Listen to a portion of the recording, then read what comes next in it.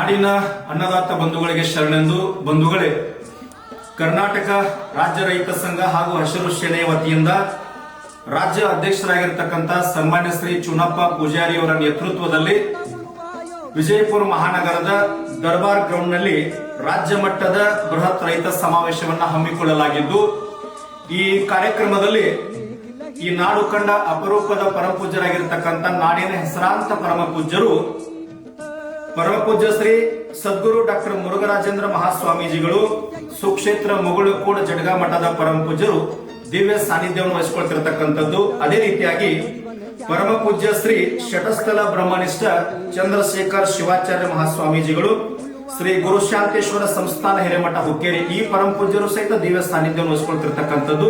ಅದೇ ರೀತಿಯಾಗಿ ಈ ನಾಡು ಕಂಡ ಸರಳತೆಯ ಸಾಧನೆಯ ಪರಮಪೂಜ್ಯರಾಗಿರ್ತಕ್ಕಂಥ ಪರಮಪೂಜ್ಯ ಶ್ರೀ ಶಟಸ್ಥಲ ಬ್ರಹ್ಮನಿಷ್ಠ ಅಭಿನವ ಮುರುಗೇಂದ್ರ ಶಿವಾಚಾರ್ಯರು, ಸಂಸ್ಥಾನ ಹಿರೇಮಠ ಶಿರ್ಷ, ಇವರು ಕೂಡ ದಿವ್ಯ ಸಾನ್ನಿಧ್ಯವನ್ನು ವಹಿಸಿಕೊಳ್ತಿರ್ತಕ್ಕಂಥದ್ದು.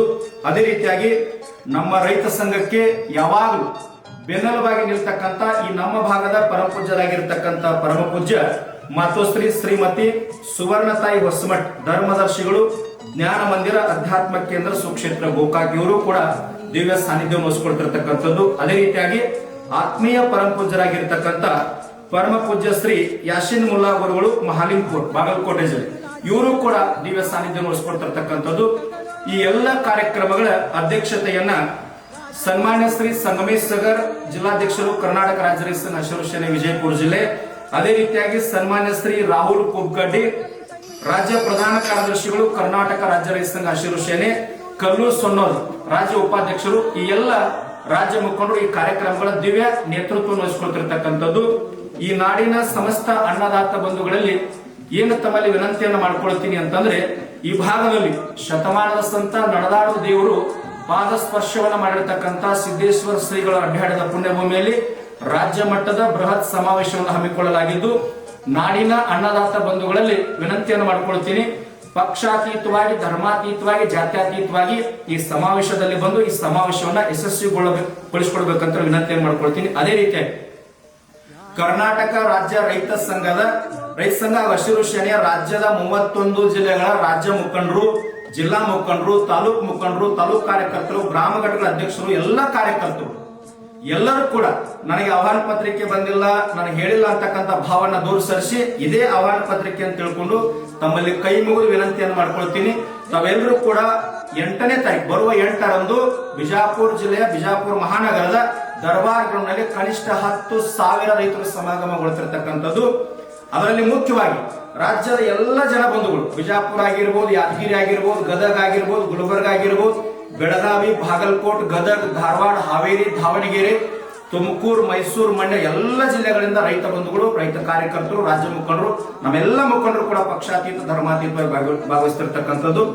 ನಾಡಿನ ಸಮಸ್ತ ಅನ್ನದಾತ ಬಂಧುಗಳಿಗೆ ಮತ್ತೊಮ್ಮೆ ವಿನಂತಿಯನ್ನು ಮಾಡ್ಕೊಳ್ತೀನಿ, ರೈತರ ಸಮಸ್ಯೆಗಳನ್ನು ಬಗೆಹರಿಸಿಕೊಳ್ಳಲಿಕ್ಕೆ ಸಾಮಾನ್ಯವಾಗಿ ಒಂದು ಉದಾಹರಣೆಯನ್ನು ಕೊಡ್ತೀನಿ. ನೀರಾವರಿ ಆಲಮಟ್ಟಿ 519.6 ಈಗಾಗಲೇ ಎತ್ತರ ಇದೆ. ಸರ್ಕಾರಕ್ಕೆ ಮನವಿ ಮಾಡ್ತಾ ಇದ್ದೀವಿ 524.256 ಎತ್ತರ ಆಗಬೇಕಂತೇಳಿ. ಹಲವಾರು ನೀರಾವರಿ ಸಮಸ್ಯೆಗಳನ್ನ, ಬೆಳೆ ಸಮಸ್ಯೆಗಳನ್ನ, MSP ಯನ್ನ, ಇದೆಲ್ಲವನ್ನು ಕೂಡ ಮನವಿ ಮುಖಾಂತರ, ಜಿಲ್ಲಾಧಿಕಾರಿಗಳ ಮುಖಾಂತರ ರಾಜ್ಯ ಸರ್ಕಾರಕ್ಕೆ ತಲುಪಿಸ್ತಕ್ಕಂಥ ಒಂದು ಯೋಜನೆ ಇದೆ. ಇನ್ನೂ ಹಲವಾರು ಸಮಸ್ಯೆಗಳನ್ನ ಆ ಸಮಾವೇಶದಲ್ಲಿ ಚರ್ಚೆಯನ್ನು ಮಾಡಿ ರೈತರಿಗೆ ಮಾರ್ಗದರ್ಶನವನ್ನ ಮಾಡಲಿಕ್ಕೆ ರಾಜ್ಯದ 5 ಜನ ಪರಮಪೂಜ್ಯರು ಭಾಗವಹಿಸಿರ್ತಕ್ಕಂಥದ್ದು.